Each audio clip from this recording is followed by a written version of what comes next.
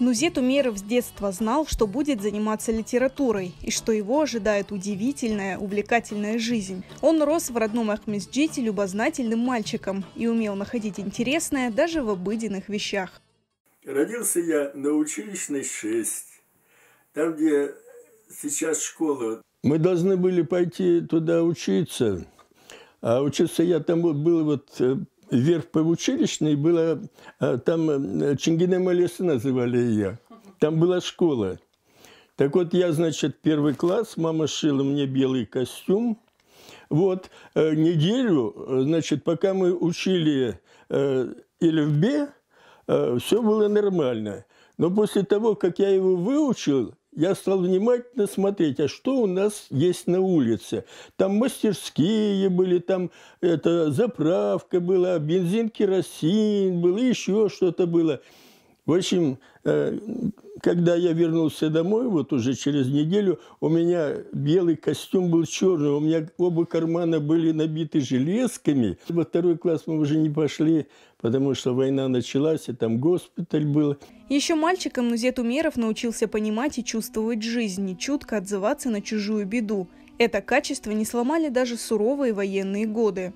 Вот у нас был картофельный городок, мой папа там работал когда-то. Он заведовал этим картофельным городком, и я, в общем-то, знал все туда лазы и вылазы. К Новому году пригнали из-под Харькова 30 или 40 тысяч наших раненых.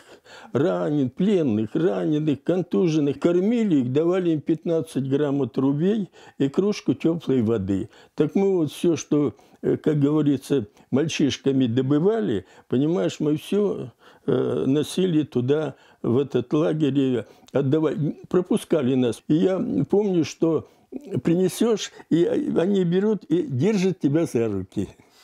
Понимаешь, вот чтобы почувствовать это детское тепло. А затем была депортация. Окончив в ссылке школу, Нузет ага работал токарем, слесарем, шахтером, но еще с детства он писал стихи. Этот талант позволил ему поступить в Москву, в литературный институт имени Максима Горького, где он учился с такими известными в будущем поэтами, как Евгений Евтушенко, Роберт Рождественский, Белла Ахмадуллина. Тогда же Нузет ага понял, что истории его жизни могут стать сюжетами произведений. Когда я в литературный институт поступал, председателем приемной комиссии был Всеволод Иванов. Это классик русской литературы. Мы, говорит, вас приняли потому, что у вас за спиной тяжелое военное детство. И завтра, когда вы научитесь писать, вам не придется высасывать из пальца. И вот это его напутствие, ты знаешь, вот я до сих пор помню. Вот, до сих пор помню, что действительно то, что я писал, это все то, что я пережил, в общем-то. В разные годы Нузет Умеров работал в казахстанском издательстве «Жазуши» писатель, главным редактором в Госкомитете Казахстана по печати, заместителем главного режиссера Государственного театра имени Алишера Наваи, а также главным редактором старейшей крымско-татарской газеты «Ленин Байрага». Именно усилиями Нузет ага весь коллектив этой газеты в 90-е годы вернулся в Крым. Но главное дело жизни мэтра – поэзия, и первую свою известность он приобрел как детский поэт.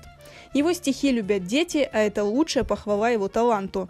Простые, казалось бы, рифмы и слова у Нузет ага сплетаются в интересную историю с глубокой философией.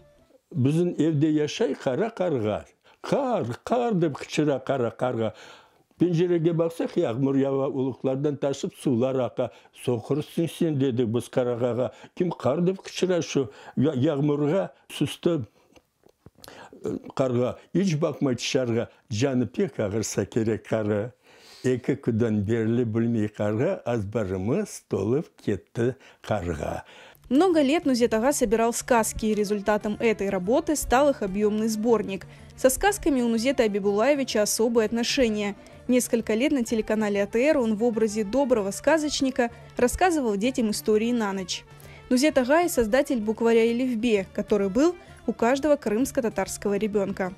Я, в общем, вытащил свою родственницу Тросинову, высидел этого Ахмалаева, вот, и мы втроем за 3 месяца мы собрали все тюркские буквари, вот, сделали букварь, в общем, собрали всех учителей, прочитали, всем понравилось. Наши дети пошли в русские школы, но у каждого в сумке был букварь. И вот по этому букварю где-то лет 5-6 наши дети учились.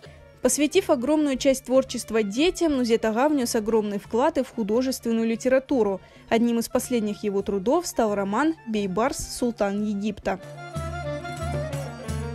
Роман о нем был только один, англичанин Янг написал, и только о последнем годе правления. В общем, по сути, вот эта книга – это первая в исторической литературе книга о 5 мамлюкских султанах. Имен их не знали, откуда они.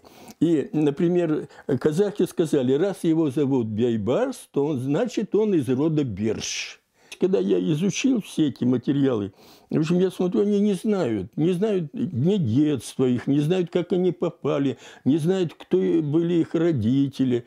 Понимаешь? И вот у меня ушло на это 10 лет. Я в каждом из них жил. Нузет Умеров одинаково талантливо пишет и на крымско-татарском, и на русском языках, умело используя в своих произведениях все диалекты родного языка. Его мастерство отмечено множеством наград и званий. Он автор более полусотни книг, изданных огромными тиражами. И все эти книги – бесценный вклад Нузета Умерова в сокровищницу крымско-татарской литературы.